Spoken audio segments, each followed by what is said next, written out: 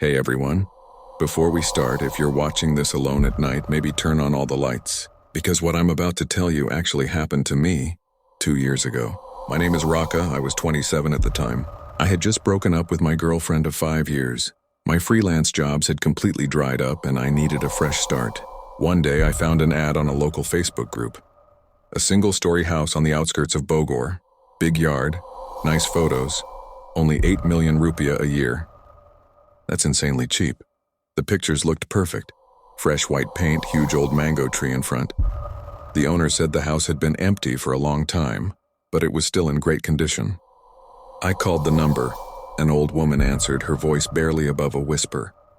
"That house has been waiting for its new occupant," she said. I laughed it off. Old people say weird stuff, right? We agreed to meet the next afternoon to hand over the keys. It was pouring rain when I arrived at 5 p.m. The iron gate was rusty, but the house looked exactly like the photos. Every single window was boarded up from the inside with plywood. The landlady, an old woman named Mboksatina, was already waiting on the porch under a big black umbrella. Her face was pale, her lips almost colorless. "Here are the keys," she whispered, handing me 2 old blackened keys. At night, never open the back door. No matter who knocks, do not open it. I just smiled and nodded, thinking, okay, Grandma's a little dramatic. First night, I walked in alone. The main lights didn't work, only the kitchen bulb turned on. The smell of mold hit me immediately. I opened every window I could, turned on every working light and started cleaning. By 11 p.m., I was exhausted and crashed on the spring bed in the master bedroom. Around 3 a.m., I woke up to the sound of footsteps above the ceiling. Toko, toko, toko. Slow, steady footsteps like someone wearing wooden sandals. This house has only 1 floor. I sat up, turned on the bedroom light, the footsteps stopped. I tried to sleep again. 5 minutes later, they came back. Closer this time, right above my head. I grabbed a chair, climbed up and opened the ceiling panel a little. Nothing, just cobwebs and dust. I closed it again and heard a little girl giggling from inside the ceiling I had just shut. Second night, I left the nightlight on and wore earphones. But at exactly 2:43 a.m., I remember the time perfectly. I felt the mattress sink at the foot of the bed. Someone sat down. I pretended to be asleep, heart pounding. Then I felt ice-cold fingers slide under the blanket and touch my ankle. Long fingers freezing. I jumped out of bed and flipped on the light. Nothing. But in the wardrobe mirror, I saw her. A woman with long black hair standing right behind me, smiling. I spun around. No one. In the mirror, she was still there. Third night, I knew something was seriously wrong. I called my friend Dika and begged him to sleep over. He showed up with instant noodles and a handycam, joking about making a ghost hunting video. That night, we sat in the living room with every light on and Quran recitation playing softly from a small speaker. Midnight, all the electricity died, pitch black.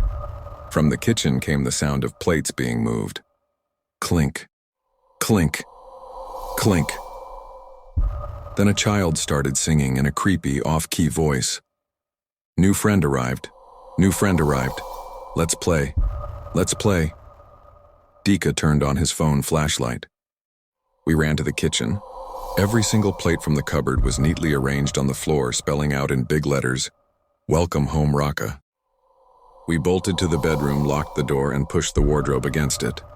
Less than 5 minutes later, knocking started from inside the room we had just barricaded. Knock, knock, knock. That night we didn't sleep at all. The next morning, Dika left in a panic, saying something kept pulling his feet under the bed in his dreams. Day 5, I started digging into the house's history. I asked the old man next door who sweeps his yard every day. His face went white. That house belonged to a man named Haji Somad in the 90s. His wife and 3 children were murdered there by robbers. Haji Somad hanged himself from the mango tree in 2004. Since then, no one lasts more than a week. "How long have you been here, son?" I couldn't answer. That night, I had a dream. I was standing in the living room and a family of 5 stood in front of me. An old man in a blood-stained white robe, a woman with long hair covering her face, and 3 small children. The youngest was hugging a teddy bear with no eyes. They were all smiling warmly. The father opened his mouth, but 100 voices came out at once. "We've been waiting for you for so long, Raka. You look exactly like our missing son." I woke up drenched in sweat. My phone said 03:13 a.m. I opened my gallery and found the ID photo I had sent the landlady. Then I remembered an old family photo I'd found in a drawer, an old faded picture of Haji Somad's family. The oldest son looked exactly like me. Same face, same mole on the left cheek. 10th night, the worst night of my life. I was sitting in the living room with only a candle because the power was out again. Suddenly, every single door and window in the house slammed open at the same time. Wind rushed in, the candle blew out. Total darkness. Then I heard footsteps, lots of them circling me. Children's quick steps, a woman in a nightgown, and a man's heavy boots. Faster and faster, I screamed for help, but no sound came out. Cold arms wrapped around me from behind, tight, freezing. A soft woman's voice whispered right into my ear, "You're finally home, my child. Now the family is complete again." I blacked out. When I came to, it was morning. I was lying on the master bedroom bed. All doors and windows were neatly closed. The candle was burning again. On the bedside table was a steaming cup of tea and a plate of fried rice that smelled amazing. Next to it, written in ketchup, "Eat your breakfast, sweetheart. Mommy made it for you." I ran. I didn't take anything, just my wallet and phone. The front gate was padlocked from the outside. I screamed for help, but the street was empty. I climbed the neighbor's wall and ran to the security post. The guard looked at me like I was crazy. "House number 17 has been abandoned for years, sir." "Where did you come from?" I dragged the guard and two neighbors back to the house. It was completely empty, all my stuff gone. Mattress, wardrobe, even the plywood on the windows vanished.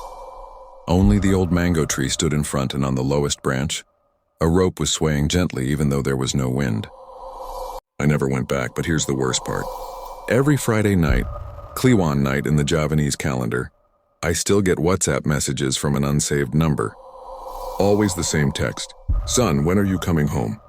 We're waiting at the dinner table." And every time I open my gallery, there's a new photo I never took. A family of 5 sitting in that living room, smiling at the camera.